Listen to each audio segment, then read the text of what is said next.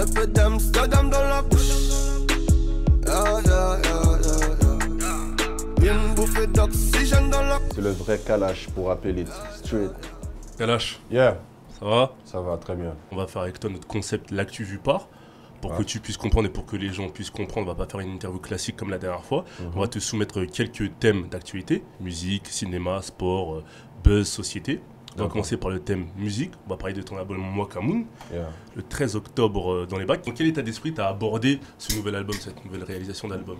Mwakamoon, avec le succès de Chaos juste avant. dans un état d'esprit de faire mieux, de faire des sons qui ouvrent encore notre public, d'utiliser des prods qui me ressemblent plus, de faire des feats, parce que je n'avais pas fait beaucoup de feats sur l'autre, mais de faire les feats que je voulais depuis presque toujours, c'est-à-dire Movado et Vibes Cartel. Et donc en commençant l'album, c'était déjà sûr que sans ces deux feats-là, je ne sortirais pas l'album. Carrément. Ouais, c'était une condition, c'était peut-être la seule condition, c'est que si j'ai passé deux sons là, que Universal, ils n'ont pas l'album. Voilà. Carrément, t'as posé tout de suite Oui. T'as fait un feat avec Vibes. Beaucoup de gens se sont demandé comment est-ce que t'as fait en fait. C'était parce que c'était assez compliqué étant donné qu'il est de l'autre côté. Ouais. Comment est-ce que ça s'est organisé? C'est par rapport à Roshan, qui est l'un de ses producteurs. Et voilà, après, il y a un peu un mythe autour du travail qu'il fournit depuis 5 ans d'incarcération. Mais il est là, il est toujours là, Cartel. On ne peut pas trop en dire. Et c'est vrai qu'au niveau des invités, on sent une influence claire, un équilibre entre tes influences rap français. On peut voir Niska, Damso et Lacrim. Et de l'autre côté, tes influences dancehall avec Mavado et Vibes. Est-ce que c'était exprès de respecter cet équilibre ou ça s'est fait de façon naturelle? Ça s'est fait même au hasard. Hein. J'ai pas d'influence au niveau du hip-hop.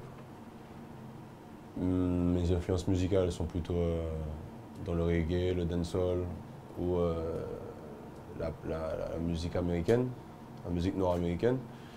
Mais non, en fait, les feats français, c'était vraiment la dernière semaine avant la remise de l'album. En écoutant les sons qu'on avait déjà, en faisant un peu le tour, on s'est dit, je me suis dit ça, je vois bien Niska, ça lui ressemble, mais c'était que des sons déjà faits, tu vois. À part Mwakamoon, que j'ai envoyé en note vocale, juste le refrain à Damso, il a kiffé, donc je l'ai fait. Mais c'était vraiment genre plus du plaisir, quoi. C'est-à-dire de faire participer des mecs que j'apprécie artistiquement et humainement sur le projet, quoi. Voilà. Avec qui j'avais déjà collaboré aussi. Est-ce que tu peux nous raconter chaque featuring, comment il s'est organisé? Donc Damso, pour commencer par lui, tu nous disais que tu lui envoyais une note vocale, tout part d'une note vocale. Damso, on devait faire un feat sur son album. Ouais. Il était venu me voir à un show à Bruxelles. Il m'avait fait écouter des prods dans les loges, tout ça, mais j'avais pas eu le temps et lui, il avait fini son album plus rapidement que possible. Donc on l'a fait finalement sur le mien. Lacrim, j'ai vu une interview de lui sur Move où il disait qu'il connaissait ma musique et qu'il aimait bien collaborer. Donc de cette vidéo, je l'ai appelé pour collaborer pour son album et pour le mien aussi.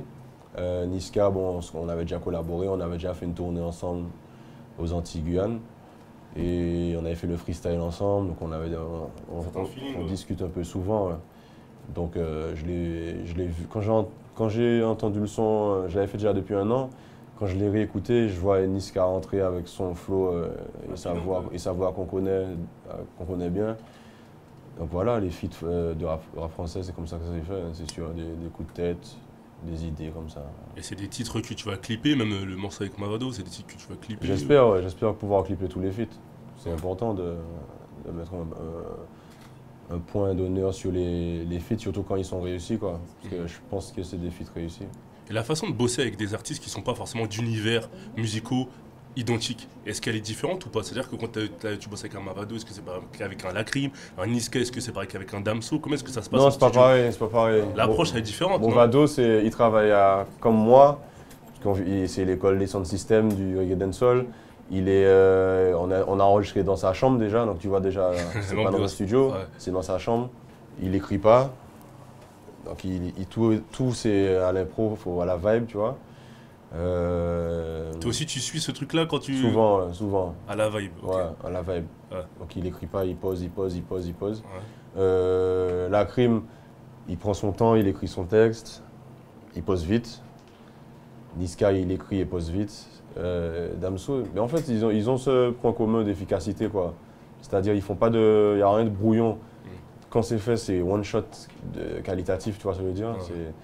Ils prennent le truc au sérieux dès le début. De toute façon, je pense que c'est des mecs qui sont aussi occupés. Ouais, je sais qu'ils sont occupés, donc ils perdent pas de temps sur un morceau, quoi. J'ai l'impression que tu parles un peu plus d'amour dans cet album. En fait, Ou peut-être parce qu'il y a plus de titres. je suis moins con qu'avant, donc je suis plus les pieds sur terre, tu vois. Ouais. Et la réalité de la vie, c'est il y a la tristesse, il y a l'amour, il y a le sentiment, c'est ça la vie. C'est tu ça. vois. C'est le ressenti. Donc moi, quand une instru me touche, soit je vais parler, comme beaucoup de sons dans l'album, de tristesse, de pauvreté, d'intolérance, où je vais parler d'amour, mais pas dans des circonstances joyeuses. Tu vois, quand la musique m'inspire et me touche, c'est toujours ce que ça me parle de ça. De toute façon, c'est la vie que je connais, quoi. C'est la perte d'être cher, c'est les gens qui souffrent. C'est vrai, c'est parce que quand on écoute cet album, je sais pas si c'est peut-être une certaine mélancolie ou je sais pas, ça serait quoi le sentiment qui pourrait se dégager un peu. C'est-à-dire que comme tu dis, c'est-à-dire que même quand tu parles d'amour, c'est pas forcément, certes tu peux exprimer une déclaration, faire ressentir quelque chose, mais c'est toujours dans un côté assez peut-être je sais pas si c'est torturé ou je sais pas quel serait le bon terme. Ouais, c'est parce que je vis dans le vrai monde actuel, je suis pas dans la paix, quoi. Je suis toujours dans la colère, dans la tristesse. Je suis un être humain, il y a des hauts et des bas. J'ai fait l'album dans un certain état physique, un certain état mental. C'était une année assez difficile pour moi, quoi, tu vois.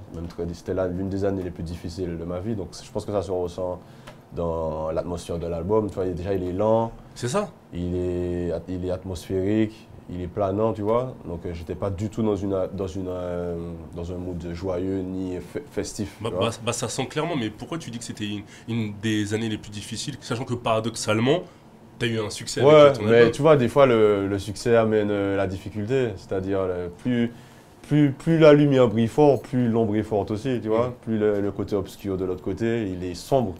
Donc c'est ça la partie que les gens ne voient pas forcément, tu vois. Plus le soleil brille, plus ton ombre va aller loin. Donc moi la partie sombre était très présente dans ma vie. C'est-à-dire ce qui est paillettes, succès, tout ça, ça me rend pas plus heureux que ce qui devrait l'être vraiment. C'est-à-dire la santé, c'est ce qui compte le plus pour moi, la santé, le bonheur, le quotidien même. Après la musique, tu peux ne pas avoir de succès, mais faire des prestats tous les week-ends et en vivre bien, tu vois. Donc ce qui est plus important, que j'ai réalisé l'année dernière, c'est la santé. C'est-à-dire que sans forcément rentrer dans les détails, ta vie professionnelle, elle est très bien, mais au niveau de la vie privée, peut-être que Non, c'est que j'ai trop travaillé. J'ai beaucoup travaillé et j'ai fait beaucoup de concerts, beaucoup de boîtes, beaucoup de studios. J'ai eu beaucoup de problèmes avec la justice, j'ai eu beaucoup de procès, de trucs. Donc inconsciemment, tu sais, on pense qu'on est invincible, mais je pense qu'arriver à un certain mode de vie, d'alcool, de nuit blanche, tout ça, qu'à un moment ton corps te dit stop et le cerveau aussi, tu vois. Donc c'est ce qui m'est arrivé, j'ai fait un burn-out et je me suis retrouvé dans des bails très sombres. Donc, et en même temps, il fallait travailler l'album, mais c'est un peu un exutoire d'aller au studio, tu vois. Donc je me suis retrouvé au studio à travailler comme je ne travaillais pas avant, c'est-à-dire avant je travaillais toujours dans la fête, dans les caisses de champagne au studio, dans les sachets d'herbe, tu vois. Là c'était plus sombre et me concentrer pour justement travailler, tu vois. Et après aller dormir. Mais j'étais à Miami, mais je n'ai pas été en boîte, je n'ai pas été en strip club. C'était travailler, dormir, tu vois. Donc j'étais plutôt dans un mood de repos et puis d'attente d'une meilleure forme, quoi. Donc en fait c'est la musique qui t'a un peu sauvé entre guillemets de cet état d'esprit ouais, négatif. La musique et la foi. La musique et la foi, c'est ce qui sauve. Ouais. Parce que tu peux vite passer d'un côté d'une situation à l'autre, c'est-à-dire tout peut s'arrêter d'un coup. Les gens ne savent pas dans quel état d'esprit tu es, donc ils peuvent se permettre des choses. Toi, ta réaction peut être démesurée et personne ne comprendra qu'en fait, tu es en train de traverser quelque chose de compliqué, tu vois. C'est le revers du succès.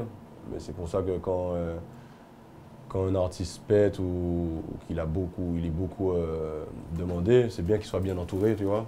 Comme ça, il y a des gens qui sont là, qui t'aiment vraiment, qui t'aident à te refaire, tu vois. C'est là que tu vois qui est qui.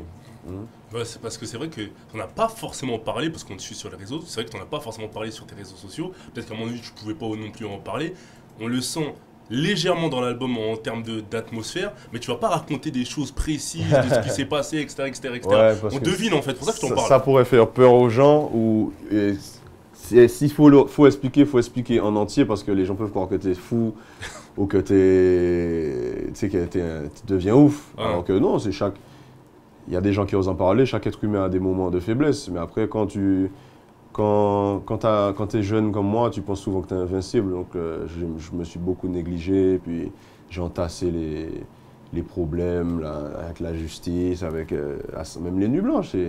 C'est pour ça que quand je vois des collègues à moi plus jeunes qui mènent la vie que je menais, je leur dis juste de faire un peu plus attention, qu'ils peuvent faire la fête, mais qu'à un moment, faut faire des petites pauses, quoi. Tu vois, faut réfléchir et puis il faut dormir, c'est important. Faut avoir un train de vie sain, c'est ça? Moi, je pense que quand c'est ton métier à fond comme moi, ça devient un sport, tu vois. Donc je vis comme un sportif maintenant. Je fume ma weed tranquille, je bois plus, j'évite les nuits blanches, je me repose, je mange bien. Et c'est comme ça qu'après tu pètes le score, tu vois, je pense.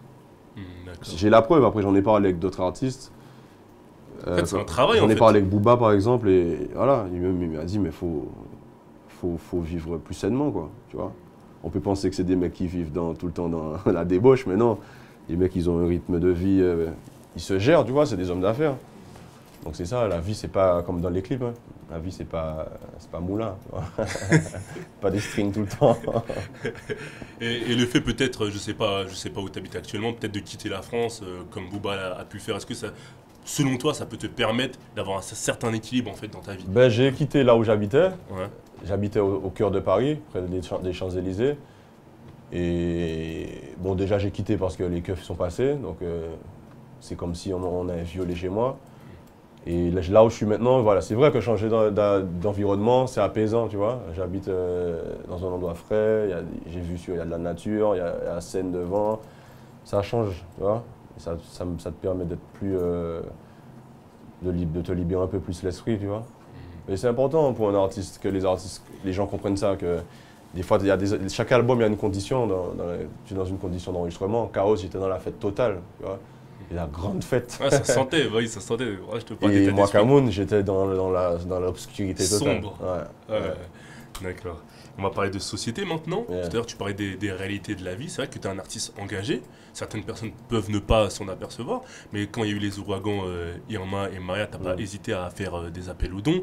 Dans Y'en tu demandes justice pour Théo Adama. Tu reprends le terme Mwaka. Mwaka, c'est un terme péjoratif utilisé pour parler de la population antillaise, pour se moquer de la population antillaise. Quand tu vois que le président des États-Unis, Donald Trump, n'hésite pas à insulter de fils de pute des joueurs noirs américains de football qui s'agenouillent pour dénoncer le racisme et les violences policières. Qu'est-ce que ça t'inspire, toi?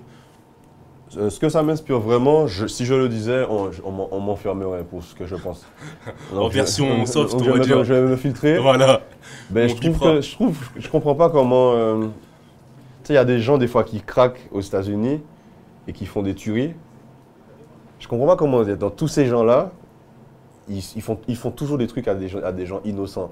Et que des mecs comme Trump soient tout le temps, partout, tranquilles. Tu vois? Moi, à la place de mecs qui n'ont rien à faire, qui n'ont rien à perdre, je rentrais dans l'histoire d'une façon ou d'une autre. Tu vois ce que je veux dire? Où je veux en venir? Je pense que c'est pas normal que le mec il se balade tranquille, quoi.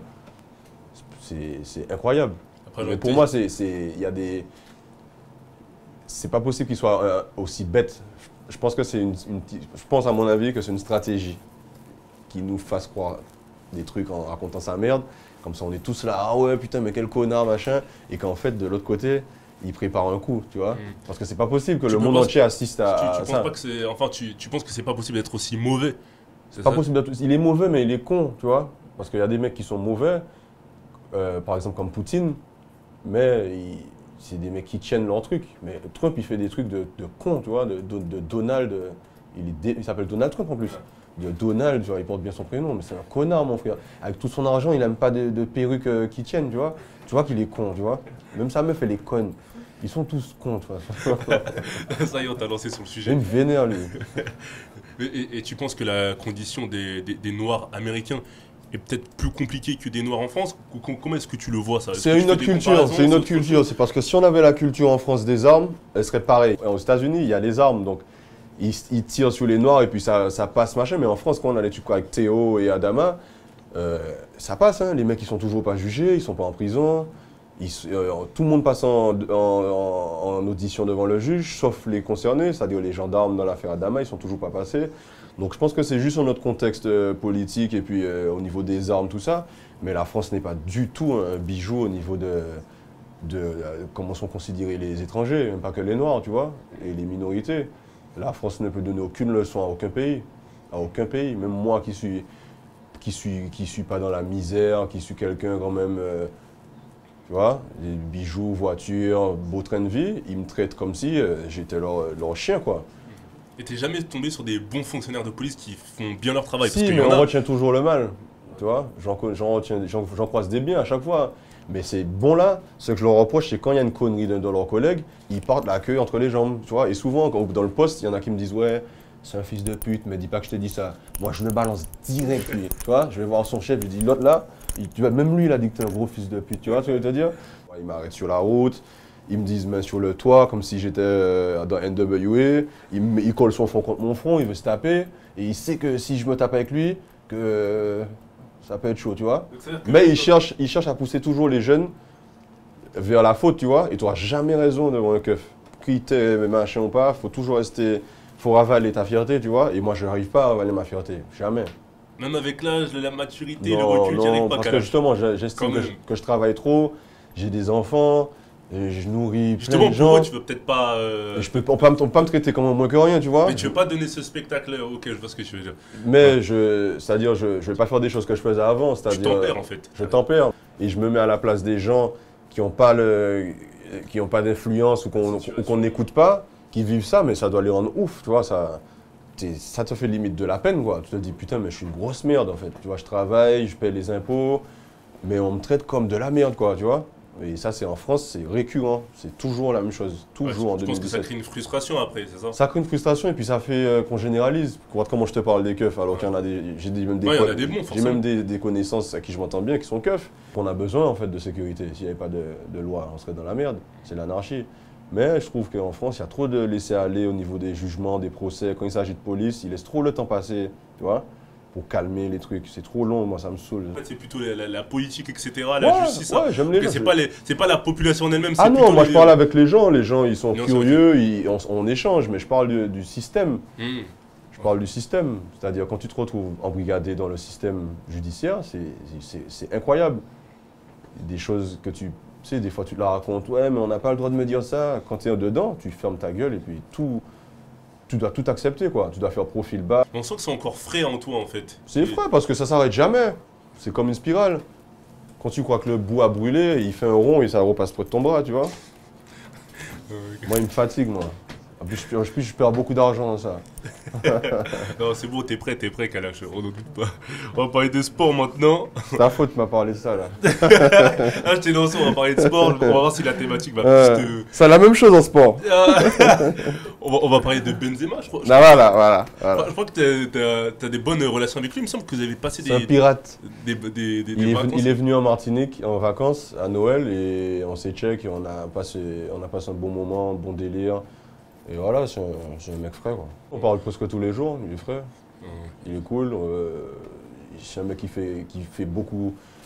Qui justement lui aussi a mûri, il fait beaucoup d'efforts, il est très talentueux. Comme je le... Tu sais, on s'envoie des vidéos, il travaille tout le temps, il est tout le temps en entraînement. C'est vraiment... Et puis c'est un footballeur de ouf. Tu vois, pour moi, c'est peut-être le meilleur attaquant français. Tu vois, d'origine française. Et comment t'expliques qu'il ne soit toujours pas sélectionné en équipe de France malgré la levée de son contrôle judiciaire, malgré ses bonnes performances avec le Real Madrid, même si là il est blessé. Il a été innocenté, donc on lui doit des excuses, déjà ça, parce qu'il a été lynché pendant des années, il a été mis de côté, donc il a droit à des excuses. Et pourquoi il n'est pas en équipe de France? Mais moi-même je pose la question, hein. Même quand je parle avec des joueurs ou des mecs bien placés dans le foot, je leur dis mais qu'est-ce que toi t'en penses, tu vois? Personne ne comprend. Il est super fort. En tout cas, c'est pas sur le critère sportif selon toi. Ah non, mais c'est clair. Non, mais c'est clair. Toi-même, tu fais ton travail de journaliste, tu me poses la question, mais toi-même tu sais, c'est pas du tout sur un critère de Pas que ça soit footballeur. sur des, Non, sur les quand critères tu regardes sportifs, l'équipe bien de sûr. France, tu sais très bien qu'il a sa place et il a sa place comme jamais. Si Zidane était sélectionneur de l'équipe de France, je pense que Benzema y serait, mais il a sa place. À chaque fois, je pense qu'il y aura une surprise. Hein. Chaque fois qu'il y a les annonces, je lui dis, ah voilà, tu seras dedans, machin. Chaque fois, je me dis, mais c'est trop chelou. Après, Et vous en parlez de ça avec, lui? oui, on parle de musique, on parle de football aussi. Et comment est-ce que lui il réagit quand il voit ça? Si vous en parlez ou pas? Ben, c'est quelqu'un qui a beaucoup de pudeur et qui est aussi très fier. Donc il a pu en approuver dans son club au Real Madrid. Il a un palmarès de ouf, mais je sais que, en tout cas moi, ça m'aurait fait quelque chose que je ne sois pas dans l'équipe nationale pour autre chose que du foot. Pour une autre raison qu'un manque de compétences dans le foot, tu vois. Mais je vais le laisser parler en son nom pour pas qu'après je le mette dans la merde, tu vois. Depuis tout à l'heure, t'es lancé. Oh, on va parler de cinéma maintenant. Yeah. C'est vrai que tes clips sont assez scénarisés, on a pu voir ça dans Moment Gâché, même dans les... Ils vont l'être de plus en plus. Voilà, c'est ça que j'ai l'impression que tu aimes bien te mettre dans la peau d'un acteur, en fait, jouer un rôle, etc. C'est vrai que tu fais très attention à ton image, on peut le voir même sur tes réseaux sociaux. Est-ce que peut-être une apparition au cinéma ou... Je fais pas attention en plus, hein, je suis naturellement frère. Ah, c'est pas de ta faute, on t'a donné Pas ça. de ma faute, C'est ça. merci maman. Est-ce qu'une apparition au cinéma ou dans un rôle, on t'a déjà proposé ou est-ce Ouais. que c'est en projet, Ouais, quelque c'est chose? un projet, on nous a proposé dernièrement là, Ouais. dans un gros film avec des gros acteurs. Et je pense accepter, mais j'ai un peu de stress par rapport à ça, parce que c'est un métier que j'ai toujours supposé difficile. D'être acteur, et puis avec, tu sais, genre un plateau avec 20 personnes, et puis jouer des scènes comme si tu étais seul. J'ai toujours trouvé que c'était un métier de ouf, quoi. Compliqué, c'est un don pour moi. Et je regarde beaucoup de films, beaucoup de séries, donc j'analyse un peu, parce que j'essaie de me projeter en tant qu'acteur, tu vois. Bon, j'aimerais bien. En plus là, clairement, c'est un autre travail en fait. Je pense que jamais assisté à un tournage de film, mais je pense que c'est un travail de ouf. Et c'est J'ai quoi déjà le... vu le clip, comment c'est chaud. Ouais. Un film, ça va être ouf. Et c'est quoi le film qu'on t'a proposé ou le rôle? Je pense peux que pas tu encore, je peux pas trop encore en dire, mais parler. à peu Ouais. près. J'aimerais bien, mais je peux pas encore en parler. Mais c'est un gros film avec des gros acteurs français qui, eux, peuvent manger à l'Elysée. Tu peux supposer un peu c'est quel acteur. Ok, d'accord. Et tu penses que ça va, tu pourras gérer ça avec ta carrière musicale ou... Si j'arrive à le faire, avec plaisir, avec plaisir. Tant que ça, les rôles me vont, qu'on rentre pas dans le cliché ou... C'est ça? C'est pour ça que je te parlais de rôle. Est-ce que c'est un rôle Ouais, qui te non, parle c'est vraiment? pas un rôle cliché. Non, jamais je ferais ça. Un rôle cliché. Toi, t'aimes pas du tout Donc, ce bienvenue genre en de- Martinique, jamais. Faire le nègre De toute façon, je pense que personne n'osera me demander de faire ça. Ouais, Parce qu'ils savent un peu ce que je pense. sur ce sujet-là. Ouais. Ok, d'accord. Donc, à voir peut-être dans les prochains mois. Ouais, les je prochaines pense, années. hein, je pense. Si Dieu veut, il y aura un petit truc. Ok, d'accord. On va finir avec le sujet buzz. Il y a une brouille sur les réseaux sociaux avec la chaîne Trace TV. On n'a pas forcément compris pourquoi. Il me semble que tu reprochais à la chaîne de pas forcément mettre en avant des artistes d'origine antillaise. C'était quoi le fond du Ben, problème en fait? pour Parce qu'on n'a pas résumer, forcément compris. Trace a été créé par des Antillais. Bien sûr. Ça appartient à un Antillais. Au lancement, ils ont fait appel à beaucoup d'artistes antillais, en Martinique, en Guadeloupe, etc. Dont moi, dont Admiralty, qui était parrain, dont Saeg, dont plein d'artistes. Et c'était vendu comme au calme, c'est-à-dire voilà, un média pour nous, par nous, pour nous emmener loin. Quand on deviendra big, en France, on amènera les Antilles sur le territoire national, tu vois. Média pour la culture afro-caribéenne, je précise Voilà. pour ceux qui... Sauf que contrairement au calme, eux, ils n'ont pas tenu leur truc. Ils ont joué. Il y a Trace aux Antilles qui joue la musique. Et il y a Trace Urban France qui est le plus gros fuseau, le plus gros réseau, et qui joue pas de musique antillaise. Donc ça m'a toujours gêné quand j'ai découvert que c'était pas la même programmation, mais je l'ai toujours dit en privé. Je parlais avec les chroniqueurs de Trace, les journalistes, avec plein de gens chez Trace. Ils ont tous, comme je te parlais des keufs, ils ont tous toujours été d'accord en privé, tu vois. Mais je leur disais, mais parlez à votre chef, tu vois. Non, machin, on peut pas. On était tous d'accord, tu vois. Et à chaque fois, ils utilisaient mon image pour, par exemple, un concert, pour Internet. Mais jamais ils jouent les clips. Donc c'était genre une... Même tes clips n'étaient pas joués? Non. Alors que je suis premier artiste numéro 1 aux Antilles, même moi, je n'étais pas joué. Et ils ont toujours répondu non, mais ça ne va pas avec notre clientèle, machin. Donc vous avez le droit de ne pas jouer, mais ne faites pas appel à moi sur des trucs à côté, tu vois. Et ils ont commencé à appeler plusieurs fois, on a dit non, non, pour tel concert, non, non, non. Jouez les clips, et on verra, tu vois. Après, ils m'ont envoyé une demande, ils ont essayé de m'appâter, comme d'après j'étais une bitch artiste. Et elle vient, il y a un concert avec Cliff Jean. J'ai dit, ah ouais, frère, machin, et c'est fait par qui? C'est Jackie Bond qui m'a appelé. Il m'a dit, ouais, c'est fait par Trace. J'ai dit, jamais de la vie. Et lui-même, il m'a dit, jamais de la vie, t'as raison, machin, nanana. Donc tout le monde, il faut que tout le monde assume ce qu'il dit, tu vois. C'est comme les keufs, tout le monde doit assumer. Après, j'ai mis sur le net, grand respect à Wyclef, merci pour l'invitation, parce que je ne voulais pas que Wyclef pense que c'est contre lui, puisque c'est quand même un artiste, un grand artiste, tu vois, et en plus haïtien. Donc j'ai mis, jamais je travaille avec Trace, parce qu'il ne passe pas les Antillais. Tous les artistes m'ont envoyé des messages, m'ont appelé, t'es fort, génial, on est avec toi, mais personne n'a parlé fort, tu vois. Je suis le seul avec peut-être un artiste à avoir porté le truc jusqu'au bout, à avoir assumé ce que je pense et que tous les artistes pensent de Trace, c'est-à-dire c'est une trahison de ne pas jouer les Antillais alors que ça appartient à un Antillais et qu'à la base on était à la création et que c'était ce qu'on nous avait promis, tu vois. Je passe sur d'autres médias, c'est la honte quand même que les médias antillais ne nous passent pas. Mais est-ce que c'était utile de rendre cette bruit public? Oui, il faut rendre public parce que ce qui les touche, c'est l'orgueil. C'est-à-dire, toutes les fois où je leur ai parlé, ils n'ont jamais réagi. Quand j'ai rendu ça public, oui, le directeur vient d'Afrique du Sud, il veut te voir ce soir à minuit. J'ai dit, moi, tu crois que j'ai son temps à minuit? Ça fait des années qu'on parle, mon frère, tu vois. Donc, ils veulent venir, ils ont voulu parler. Après, quand ils ont vu que je les envoyais chier, qu'il n'y a pas de négociation, ils m'ont attaqué en justice, tu vois. Donc pour diffamation, mais la diffamation, c'est inventer, c'est mentir. Et je diffame pas quand je dis qu'il n'y a pas d'Antillais sur Trace France. Il suffit d'aller, je sais pas maintenant, après des mois, s'ils ont changé. Mais à l'époque où je parlais, j'envoyais tout le monde regarder Trace 24 heures, 48 heures.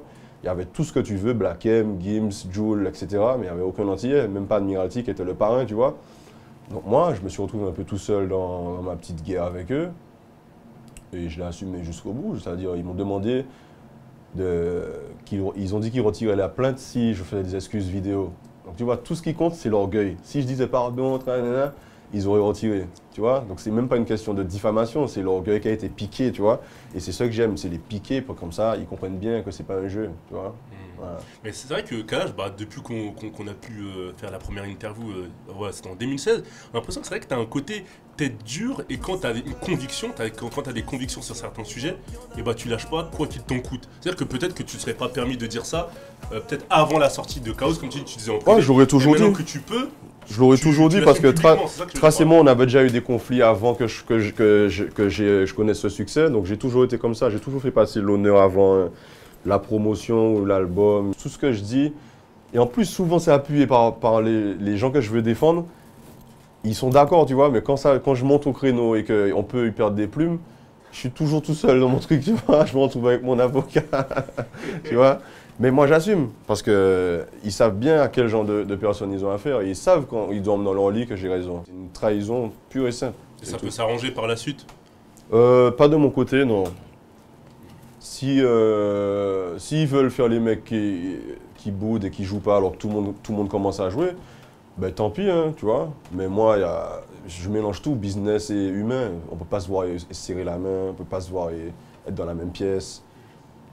On peut pas, mes amis qui les fréquentent ne peuvent plus être mes amis, tu vois.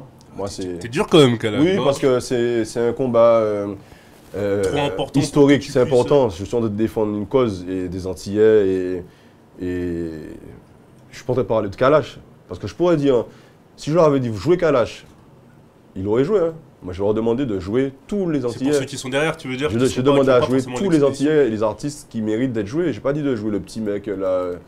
J'ai dit de jouer les trucs normaux, tu vois. Et c'est ce que j'ai demandé. Ils ont dit oui, mais toi, on peut te rentrer. J'ai dit non, je veux pas que moi, on me rentre.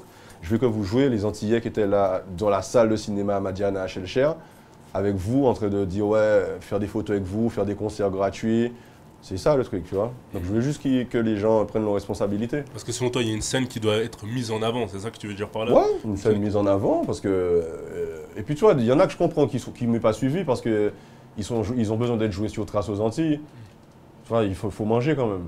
Et moi là, d'un coup, j'ai été retiré de tous les Traces, de le monde entier. Même les animateurs, ils m'ont appelé, ils m'ont dit on est désolé, ils n'ont pas de problème avec toi, mais on est obligé, c'est notre taf, tu vois.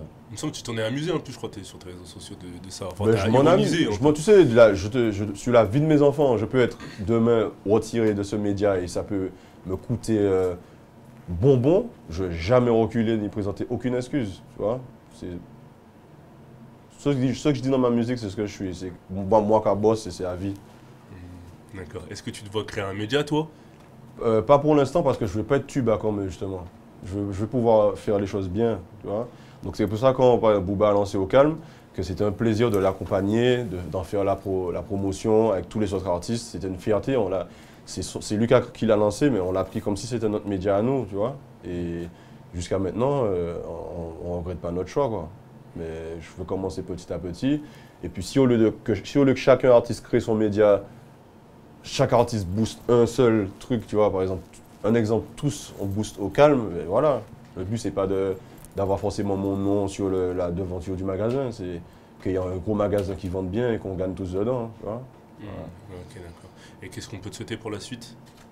La santé, hein. Si j'ai la santé, il y aura des hits. C'est la santé, et puis voilà, c'est tout. Ouais. En tout cas, la prochaine fois qu'on se reverra, tu auras toujours tes convictions, la tête dure, Kalash toujours. Ouais, même à la Maison Blanche. Ok, d'accord, on note ça. T'as un dernier mot à ajouter, Kalash?